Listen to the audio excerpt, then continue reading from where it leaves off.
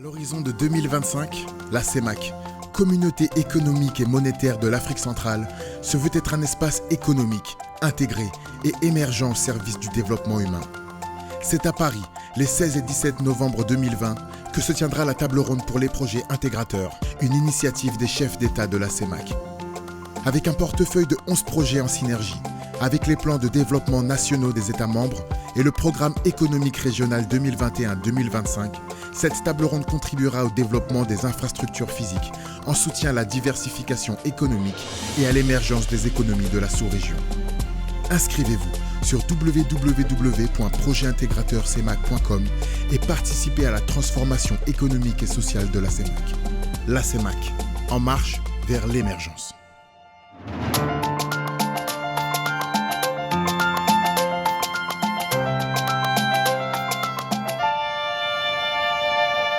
Bienvenue à cette session d'annonce officielle de la table ronde sur les projets intégrateurs de la CEMAC. 11 projets intégrateurs pour transformer l'espace CEMAC. Nous avons le plaisir, au nom du président du COPIL du PREP CEMAC, d'accueillir sur ce plateau Monsieur le professeur Daniel Ona Ondo, président de la commission de la CEMAC. Son Excellence Monsieur Félix Moloua, ministre de l'économie, du plan et de la coopération de la République centrafricaine. Son Excellence Monsieur Jean-Marie Ogandaga, ministre de l'économie et de la relance de la République gabonaise. Monsieur Marcel Ondel, vice-président de la Banque de développement des États de l'Afrique centrale. Les 11 projets intégrateurs qui sont à la base de ces événements de ce jour, événements historiques, sont les suivants. D'abord, pour l'axe 1, nous distinguons l'axe qui porte sur la facilitation du transport et des échanges. 5 projets sont prévus. Le pont sur le fleuve Ntem, la voie express Lolabé-Campo, les tronçons manquants de la route d'Endé-Dolisie du corridor Libreville-Brazzaville, la route Kogo-Akurenan, c'est le sud-est de la Guinée équatoriale vers le Gabon, le corridor Brazzaville-Ouesso-Bangui-N'Djamena. Dans l'axe 2, production et interconnexion des réseaux électriques, il y a aménagement hydroélectrique de Cholet et des lignes électriques. Ce projet est à la limite du Cameroun et du Congo et les lignes devraient aller au Gabon et en RCA. L'interconnexion des réseaux électriques Tchad-Cameroun, projet dont le financement vient d'être entièrement bouclé. L'interconnexion des pays de la CEMAC par fibre optique. S'agissant de l'axe 3, marché commun et diversification économique, il convient de distinguer la construction du port sec de Beloko, c'est le corridor Douala-Bangui, et dans le corridor Gabon-Congo, la construction du port sec de Dolisie. L'autre axe retenu par les chefs d'État de la CEMAC, c'est le capital humain, avec la création d'un pôle excellence, l'Université inter-État Cameroun-Congo pour commencer. Et il s'agit là d'un projet dont le financement sera entièrement assuré par le Fonds de développement de la communauté, le Fonds de développement de la CEMAC. Le coût total des 11 projets intégrateurs s'élève à 4 000 milliards d'euros. Et sur ce montant, environ 596 000 millions d'euros, soit 15% du projet et du coût total ont été mobilisés. Le financement à rechercher se situe donc autour de 3 milliards d'euros, soit 85,35% du montant du coût total. C'est donc avec plaisir que cet événement, j'avais dit historique et organisé, et je vais commencer par passer la parole au professeur Daniel Ona Ondo, qui est le président de la commission de la CEMAC et qui va nous entretenir sur l'Afrique centrale, une zone pleine d'opportunités en dépit de quelques défis. Je vous invite donc à écouter le message d'espoir du professeur Daniel Ona Ondo. Je vous remercie, professeur. La CEMAC, Communauté économique et monétaire d'Afrique centrale, ces 6 pays, Congo, République centrafricaine, Cameroun, Gabon, Guinée équatoriale et Tchad. C'est un espace de 55 millions d'habitants sur une superficie de plus de 3 millions de kilomètres carrés. Comme vous l'avez dit, professeur, c'est une zone à fort potentiel.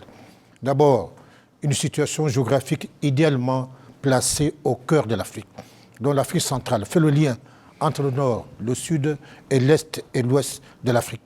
Deuxième atout important et non des moindres, des réserves forestières importantes.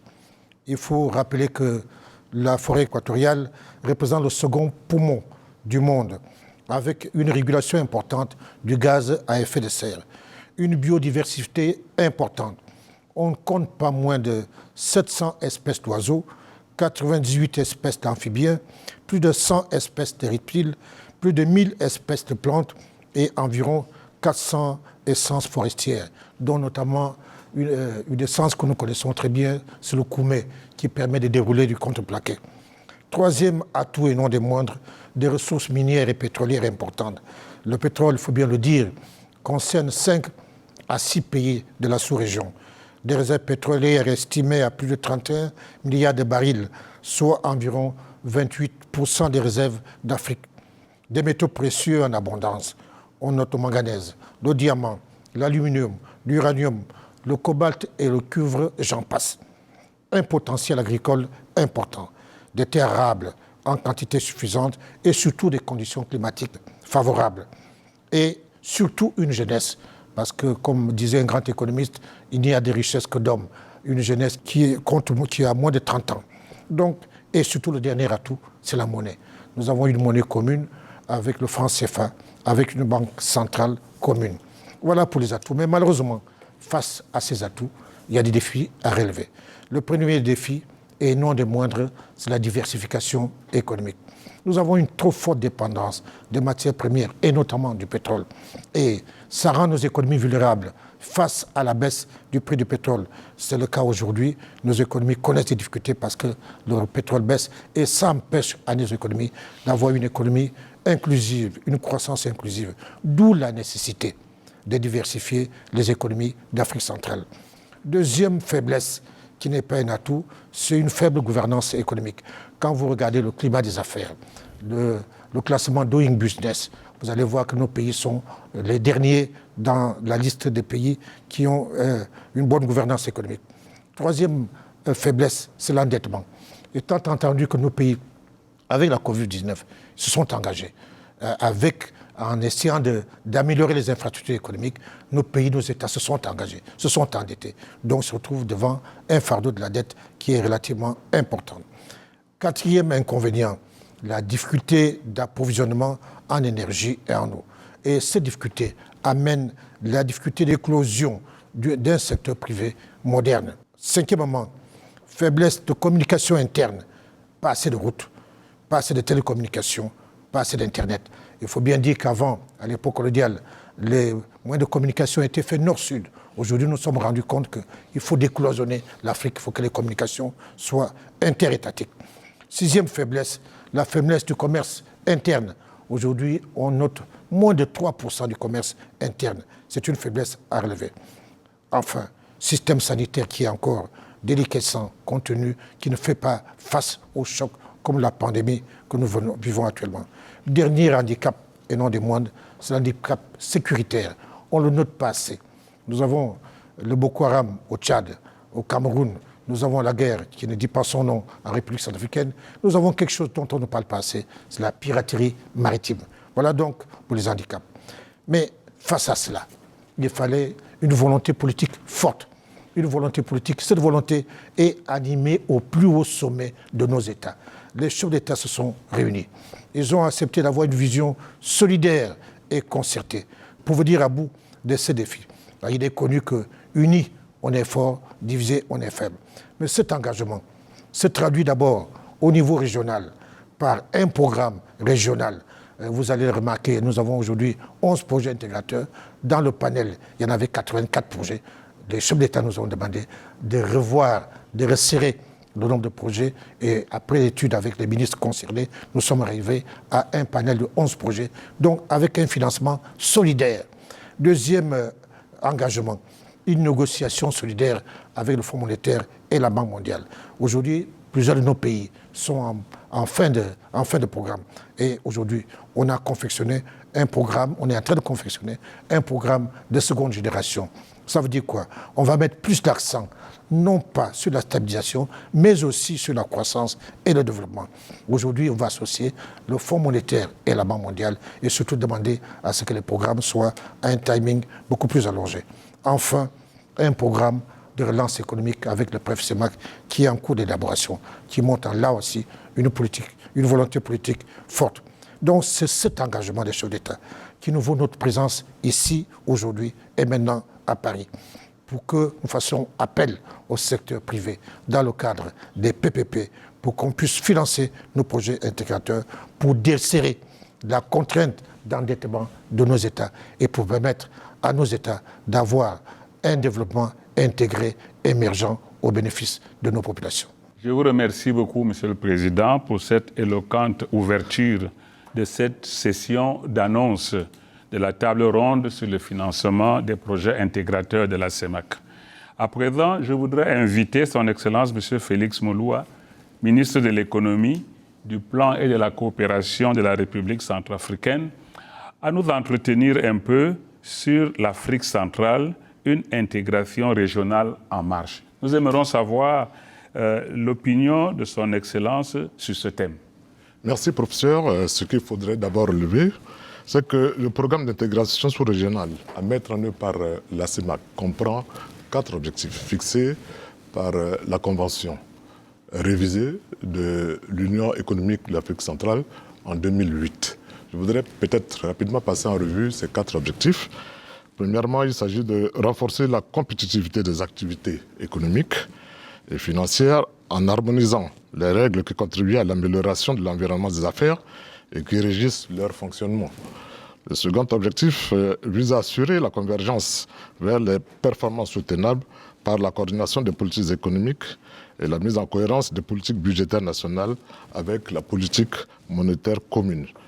Le troisième, c'est de créer un marché commun fondé sur la libre circulation des biens, des services, des capitaux et des personnes. Et enfin, instituer une coordination des politiques sectorielles nationales, mettre en œuvre des actions communes et adopter des politiques communes, notamment dans les domaines suivants: l'agriculture, l'élevage, la pêche, l'industrie, le commerce, le tourisme, les transports, l'aménagement du territoire communautaire et les grands projets d'infrastructure, des télécommunications, des technologies de l'information et de la communication, le dialogue social, les questions du genre, la bonne gouvernance et les droits de l'homme, l'énergie, l'environnement et les ressources naturelles, la recherche, l'enseignement et la formation professionnelle. Qu'est-ce qu'on remarque aujourd'hui? Des avancées ont été enregistrées. Et je voudrais, partant de là, en citer quelques-unes. Il faut noter que la CEMAC a considérablement amélioré le cadre conceptuel, institutionnel et réglementaire communautaire de la sous-région. À travers le développement de la coopération entre les États membres de la CEMAC, plusieurs concertations se font en tenant compte de tous les acteurs, notamment les parlementaires, le secteur privé et la société civile de l'espace communautaire.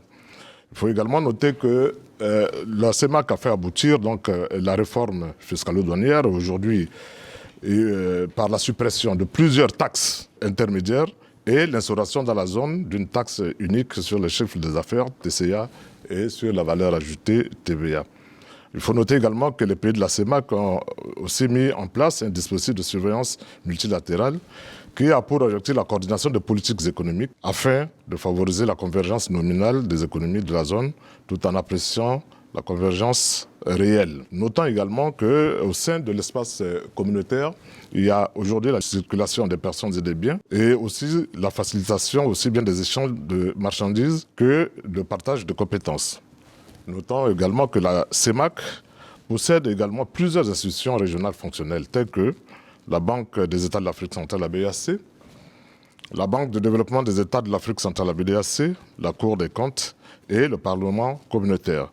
Je ne vais pas revenir sur le programme économique régional dont le professeur, président de la sous-commission, a fait état, avec toutes les discussions qui ont été menées dans le cadre du programme de réforme économique financière de la CEMAC qui aboutit à ces 11 projets qui font l'objet de notre présence aujourd'hui ici. Les questions sécuritaires qui plombent les progrès dans notre pays aujourd'hui sont confiés donc, à la communauté économique des États de l'Afrique centrale, la CEEAC, qui a eu pour mandat donc, fort en termes de paix et de sécurité. Alors donc, la CEEAC, qui à ce mandat est devenue aujourd'hui le pilier de l'Afrique centrale pour l'architecture de paix et de sécurité de l'Union africaine. Je vais finir par l'agenda de la CEMAC. À moyen terme, prévoit la mise en application complète de son union douanière pour une amélioration du flux de marchandises au sein de l'espace communautaire. La CEMAC poursuit également plusieurs initiatives dans le domaine de l'harmonisation des statistiques régionales, de la mise en œuvre d'une stratégie agricole commune, de la mise en œuvre du droit des affaires, de l'Organisation pour l'harmonisation en Afrique du droit des affaires, OHADA, dont l'appui au secteur privé et pour l'amélioration du climat des affaires. Ce qu'il faudrait noter, c'est vrai, aujourd'hui nous disposons assez d'outils pour aller véritablement donc, vers cette intégration régionale, mais il y a encore du chemin à faire. Il faut passer véritablement vers du concret. Et c'est ce qui fait l'objet donc, des échanges permanents entre les autorités. Et ça répond également à la vision de nos chefs d'État. Aujourd'hui, il faudrait que l'habitant lambda de l'espace communautaire sente effectivement ce progrès. Et là, ça constitue à ce jour donc un défi pour la communauté. Mais ces réalisations que je viens de présenter constituent déjà un atout pour aller vers donc, l'intégration sous-régionale. Je vous remercie. Je vous remercie, Monsieur le ministre. Vous venez de nous prouver que l'intégration régionale en Afrique centrale n'est pas un vain mot. Oui. Elle est un processus en marche. Elle est un processus solidaire, orienté vers la réalisation des résultats concrets sur le terrain. Cela tombe bien parce que après la pandémie de la Covid, beaucoup de régions, beaucoup de pays ont pensé, même si cette pandémie n'est pas encore finie, à adopter des mesures de relance, des mesures de riposte. Et comme nous avons la chance d'avoir son Excellence M. Jean-Marie Ogandaga qui est sur le plateau, il n'est pas seulement le ministre de l'économie, mais il est le ministre de la relance.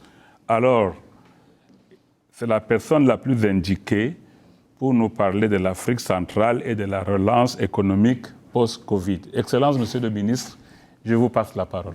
Merci, Monsieur le secrétaire permanent. Oui, la question de la relance économique est au centre des préoccupations de l'ensemble des chefs de l'État de la CEMAC.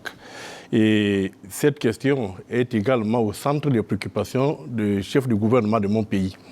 C'est pourquoi il est important de savoir que la question qui revient est celle de savoir comment l'Afrique centrale compte-t-elle relancer son économie, non pas après la Covid, mais pendant la Covid, parce qu'il est important que chacun d'entre nous le sache, nous allons vivre avec cette Covid.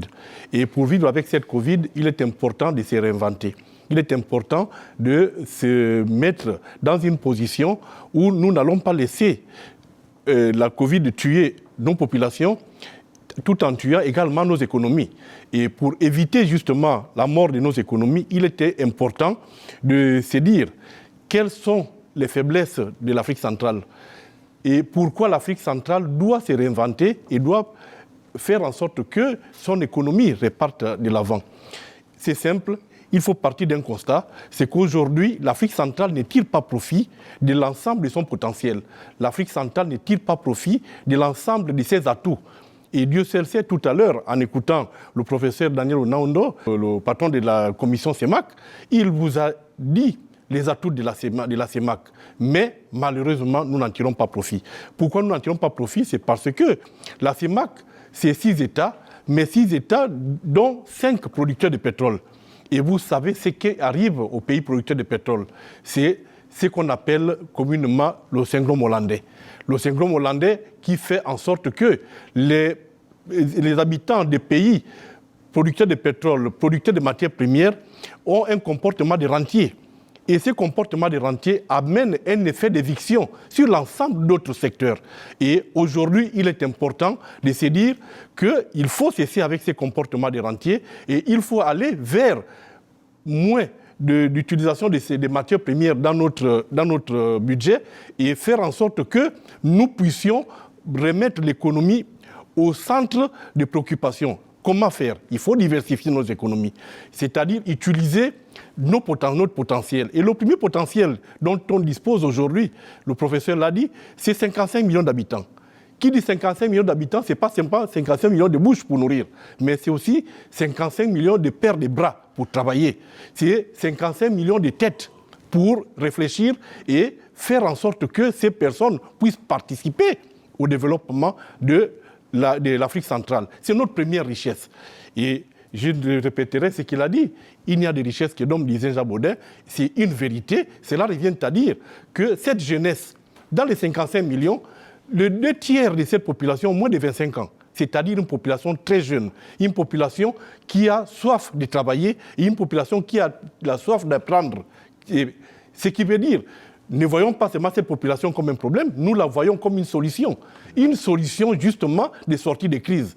Parce que si nous mettons les 55 millions d'âmes au travail et si nous donnons à ces 55 millions d'âmes la possibilité de consommer, c'est une force, c'est pourquoi ici, je suis très heureux que la CEMAC ait réussi la libre circulation des personnes et des biens. Ce qui veut dire qu'un producteur qui est à Brazzaville, il peut savoir que si le marché de Brazzaville est étroit, mais il peut compter avec le marché camerounais, le marché centrafricain et en un mot, le marché commun qui est aujourd'hui un marché d'un village. Le village s'appelle CEMAC. Le deuxième atout que nous avons, c'est les matières premières. Et nous, aujourd'hui, au Gabon, vous avez pris l'exemple du Gabon, la transformation de matières premières doit se faire chez nous.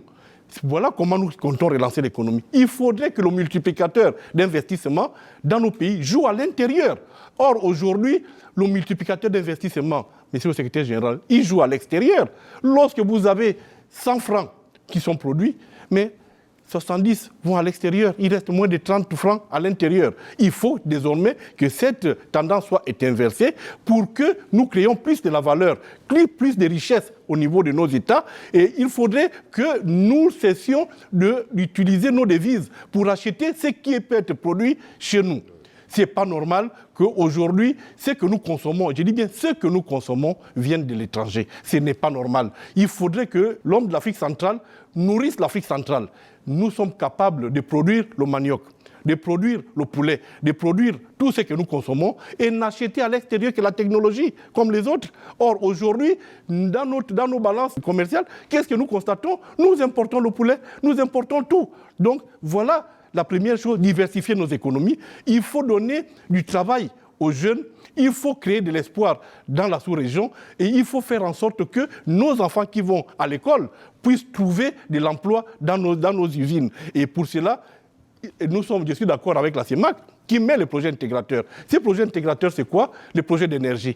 On ne fera pas d'économie sans énergie, monsieur le secrétaire général. Il est important que le déficit d'énergie que nous constatons aujourd'hui soit vaincu pour que tout opérateur économique qui vient s'installer en Afrique centrale trouve l'énergie suffisante pour faire tourner son usine, mais à moindre coût. Il ne faudrait pas que l'énergie soit prohibitive. Il faudrait qu'il trouve de l'eau partout où il va et pour cela, il faudrait qu'il trouve des routes. D'où les corridors d'intégration. Il faudrait que, quand je produis à Libreville, que je puisse vendre mon poulet à Chibanga, que je puisse le vendre dans le Wellington et que je puisse le vendre au Cameroun, que je puisse le vendre au Centrafrique. Donc, il faut des routes. Donc, or, aujourd'hui, nous sommes la seule région, je dis bien la seule région au monde, où, avec 55 millions d'habitants, nous échangeons pour moins de 3%. Je vous dis moins de 3%. Ce qui veut dire, si on produit pour 100 unités, il y a 3 seulement, moins de 3 que nous échangeons au niveau de la sous-région. Et les 97 autres, c'est à l'extérieur. Conséquence, mais si nous achetons ou nous vendons tout, mais où est la valeur ajoutée à l'intérieur? D'où la nécessité de créer des infrastructures, de créer des conditions qui fassent en sorte que l'économie soit relancée à l'intérieur.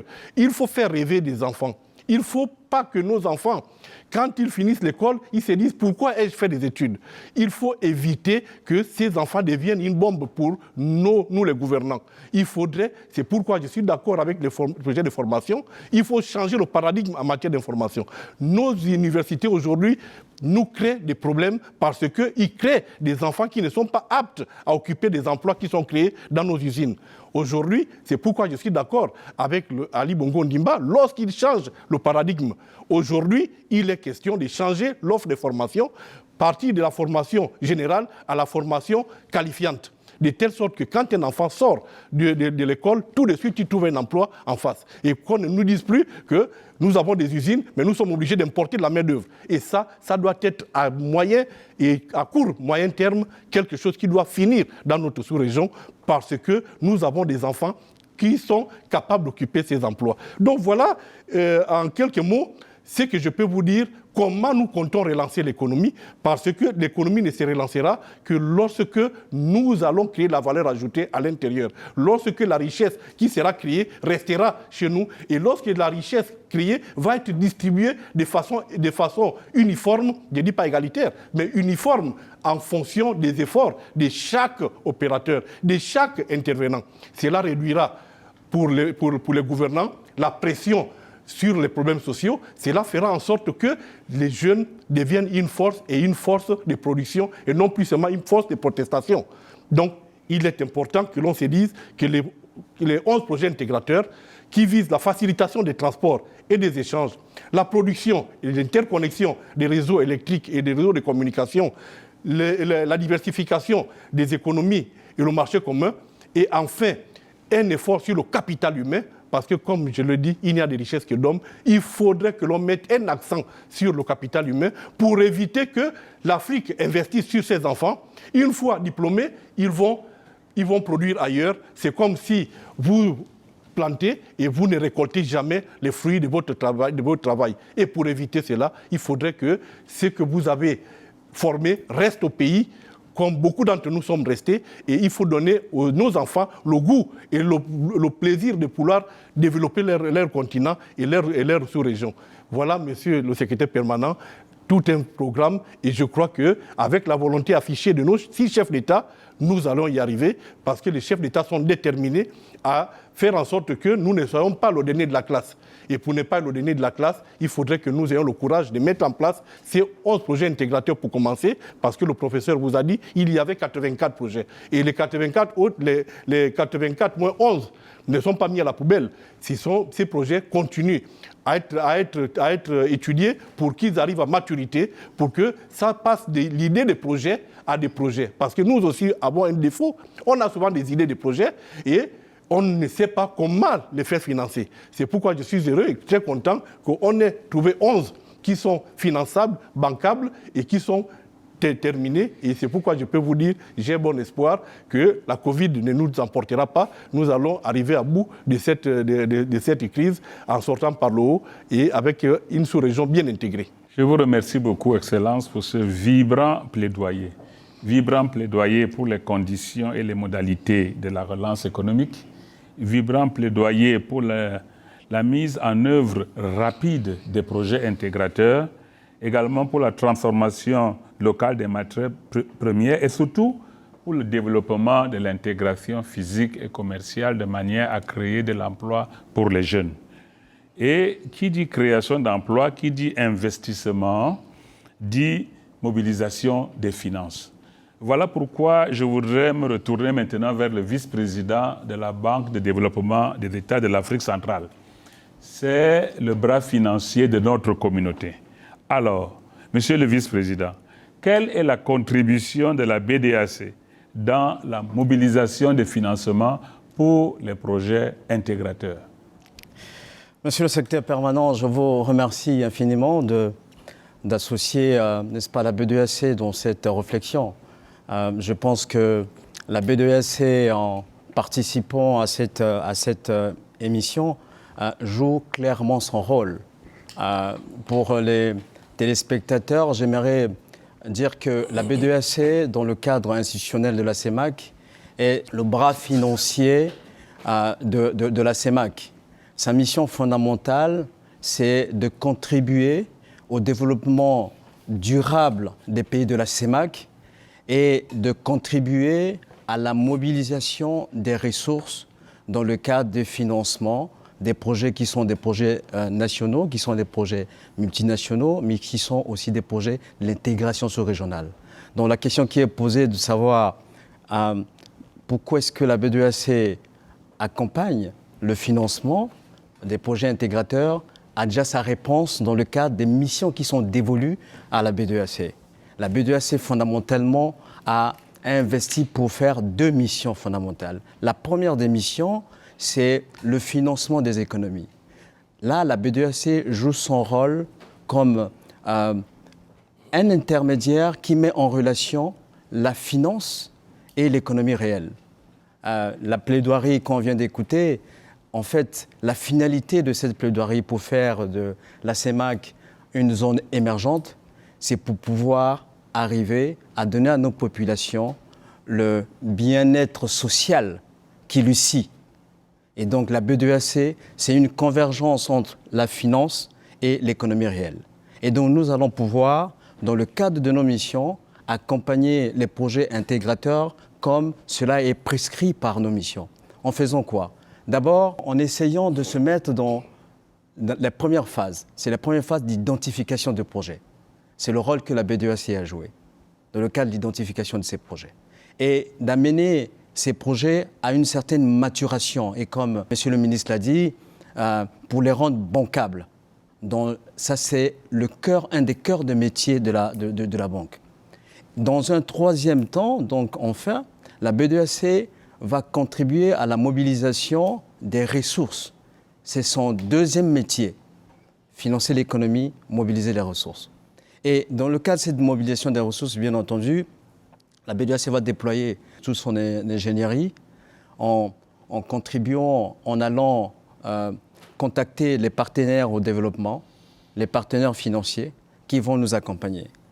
Je peux vous dire déjà que dans le cadre de la mobilisation des ressources concernant les projets intégrateurs, Monsieur le secrétaire permanent, la B2AC est déjà en contact avec beaucoup d'institutions au niveau international. Je peux vous citer certaines, la Banque européenne d'investissement, la Banque africaine d'import-export, Afreximbank, African Finance Corporation, la Banque arabe de développement économique, la BADEA, la Banque indonésie d'import-export, la Banque sud-africaine de développement, la Banque thaïlandaise d'import-export.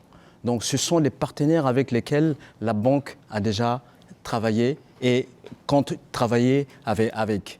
Et ces partenaires, je pense, et là je lance quand même un vibrant appel pour que dans le cadre de la table ronde qui va avoir lieu le 16 et le 17, on puisse leur envoyer des invitations. C'est vrai que le coronavirus est venu un peu déranger nos plans, mais il faut leur envoyer des invitations. Nous allons leur envoyer des invitations pour que ces partenaires financiers viennent avec nous pour partager les risques dans le cadre de ces projets intégrateurs.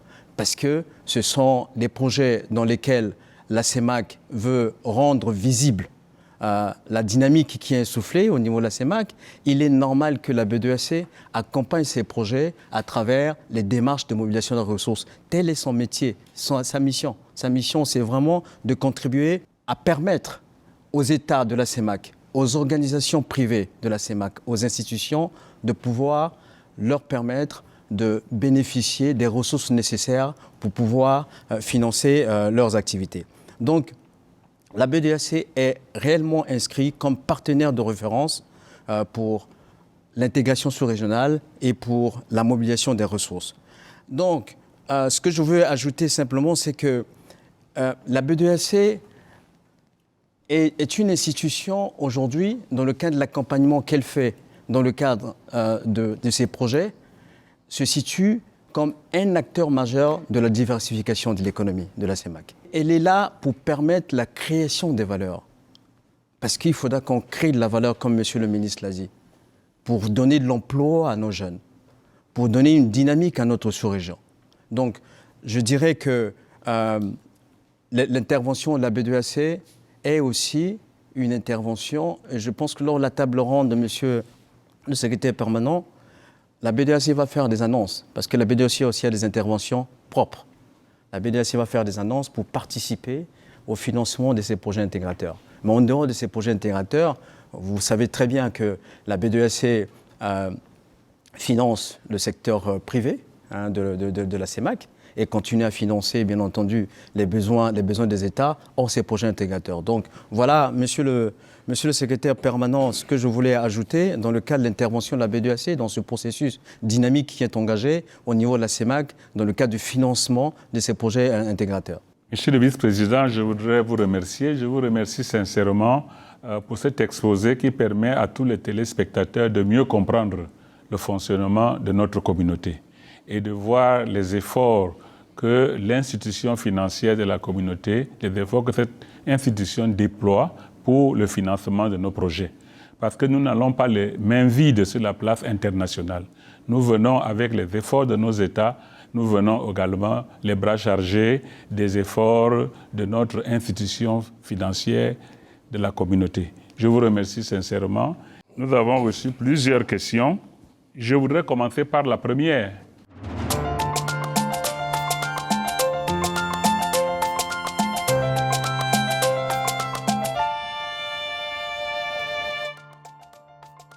La première question qui s'affiche est la suivante.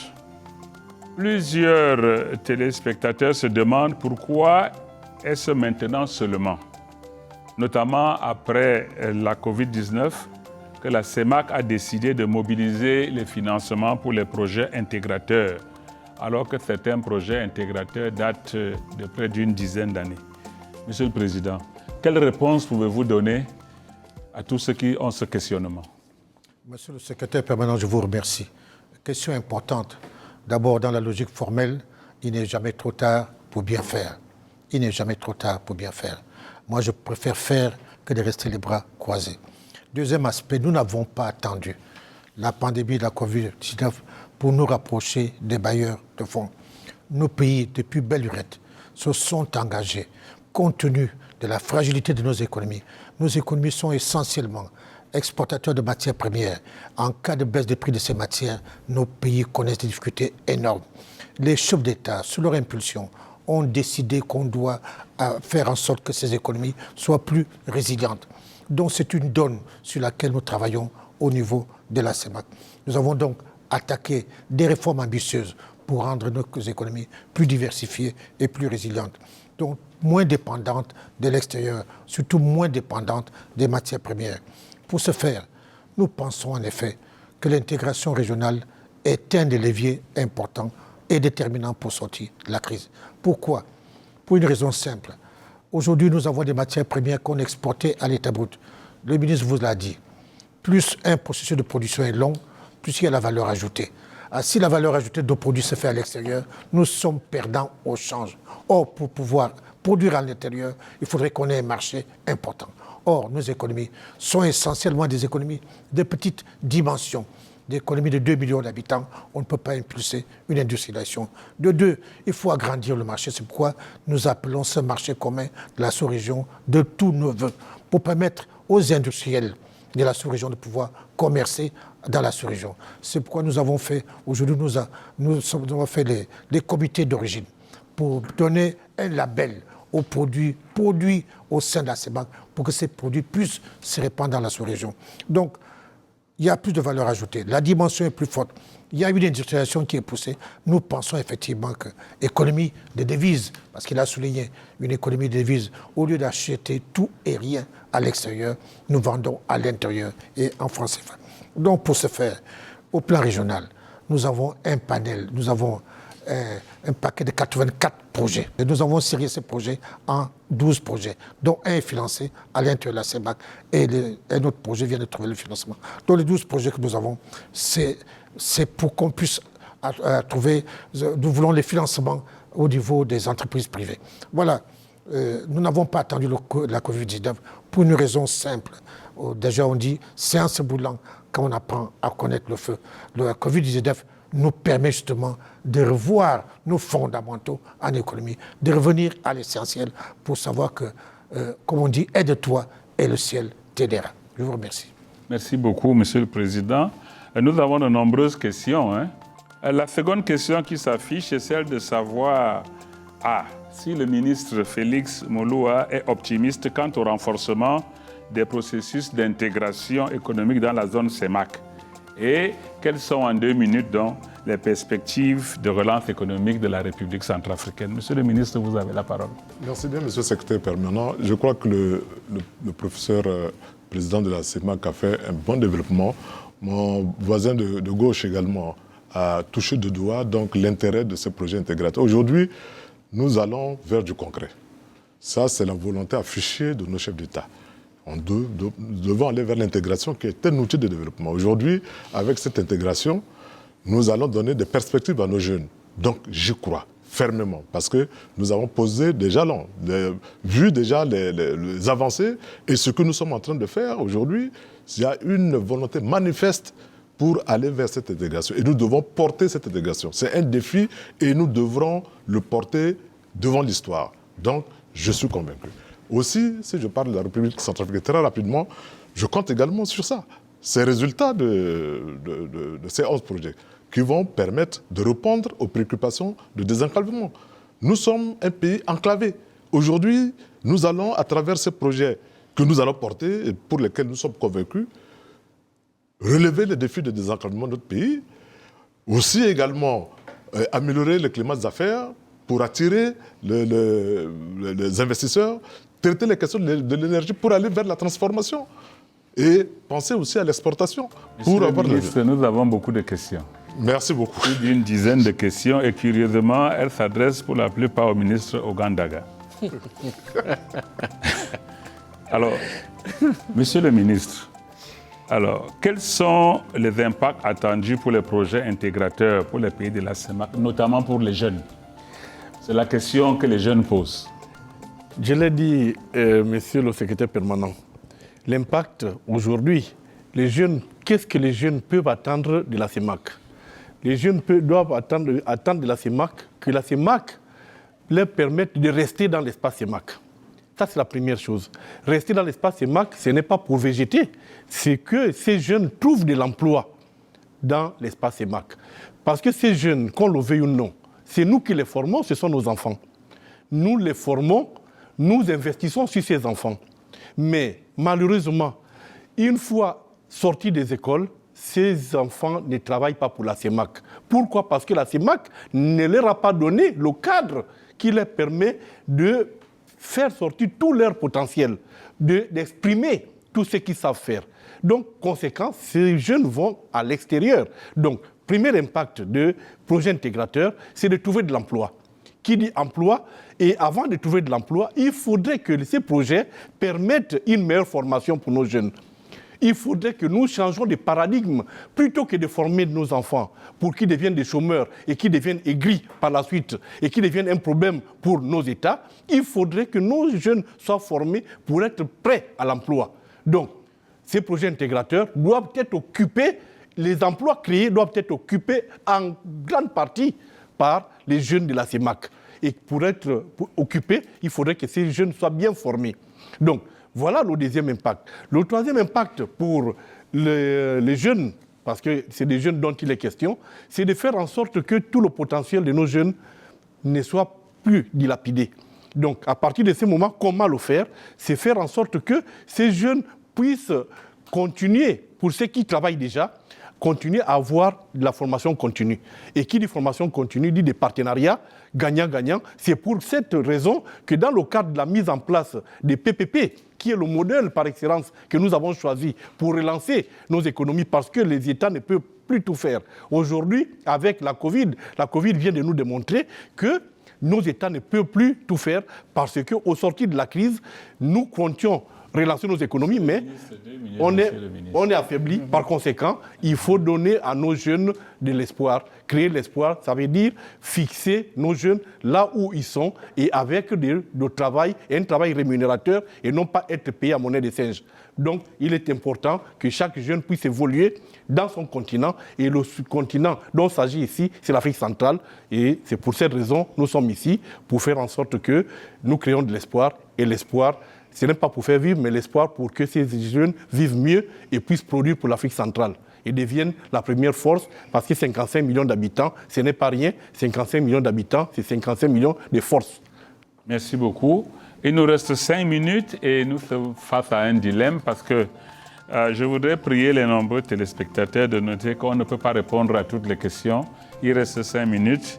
La BDAC pourra vous parler lors de l'ouverture de la table ronde du cadre de viabilité et de soutenabilité de la dette. Nous aurons une intervention du président de la BDAC à ce sujet. Par contre, je vais inviter le président de la commission de la CEMAC à dire quelques mots de clôture, parce que ce débat était très important. C'est une occasion historique de lancer les projets pour la première fois de notre communauté de cette manière, sur le plan international, et de rechercher les financements. Voilà pourquoi je pense que, étant le doyen ici, parce qu'il y a plusieurs titres, nous lui passons donc la parole pour les mots de clôture. Monsieur le secrétaire exécutif, je vous remercie. Cette table ronde pour nous est une première. Comme vous l'avez dit, c'est même une première historique. C'est la première fois que nous venons à l'extérieur être mandat, parce que nous avons un mandat de nos chefs d'État, avec une volonté politique affirmée pour chercher des financements pour nos projets intégrateurs. L'intégration, c'est se mettre ensemble. L'intégration, c'est émerger ensemble. L'intégration, c'est pour le développement économique et social de nos populations. Donc, nous avons un mandat, nous devons l'assumer. On n'a pas attendu, c'est vrai que la Covid-19 est arrivée, mais souvent on dit qu'en économie, il faut acheter quand c'est moins cher, il faut vendre quand c'est cher. Je crois que la CEMAC, moi je l'achète aujourd'hui parce qu'elle est à terre. Donc, je pense qu'aujourd'hui, nous avons la volonté politique, il faut que nous soyons ensemble pour nous développer ensemble.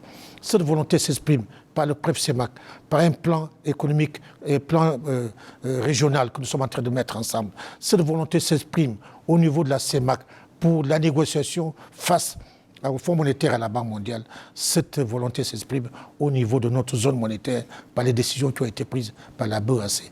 Donc cette tendance doit se multiplier, doit se fortifier pour le bonheur de nos populations. Je vous remercie. Merci beaucoup. Merci beaucoup. Au nom du président du comité de pilotage de PREF-CEMAC, je voudrais remercier le professeur Daniel Onaondo, président de la commission de la CEMAC, son Excellence M. Félix Moloua, ministre de l'économie, du plan et de la coopération de la République centrafricaine, son Excellence M. Jean-Marie Ogandaga, ministre de l'économie et de la relance de la République gabonaise, M. Marcel Ondel, vice-président de la Banque de développement des États de l'Afrique centrale, la BDAC. Avec les mots du président de la commission de la CEMAC, prend donc fin cette émission de lancement solennel et officiel de processus qui conduit à la bonne tenue de la table ronde sur les projets intégrateurs de la CEMAC. Je vous remercie. C'est nous qui vous remercions. À l'horizon de 2025, la CEMAC, Communauté économique et monétaire de l'Afrique centrale, se veut être un espace économique, intégré et émergent au service du développement humain. C'est à Paris, les 16 et 17 novembre 2020, que se tiendra la table ronde pour les projets intégrateurs, une initiative des chefs d'État de la CEMAC. Avec un portefeuille de 11 projets en synergie, avec les plans de développement nationaux des États membres et le programme économique régional 2021-2025, cette table ronde contribuera au développement des infrastructures physiques, en soutien à la diversification économique et à l'émergence des économies de la sous-région. Inscrivez-vous sur www.projetintégrateurcemac.com et participez à la transformation économique et sociale de la CEMAC. La CEMAC, en marche vers l'émergence.